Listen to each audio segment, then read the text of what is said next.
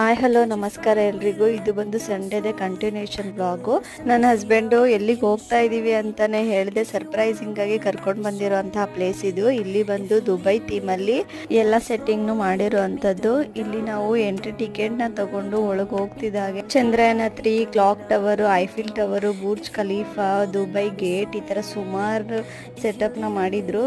ನಮಗೊಂದು ನಿಮಿಷ ದುಬೈಗೆ ಬಂದಿದ್ದೀವೇನೋ ಅಂತ ಫೀಲ್ ಆಗ್ತಿತ್ತು. ಹಾಗೆ ಅಲ್ಲಿ ಸುಮಾರು ಗೇಮ್ಸ್, ರೈಡ್ಸ್, ಶಾಪ್ಸ್ ಕೂಡ ಇದ್ದು.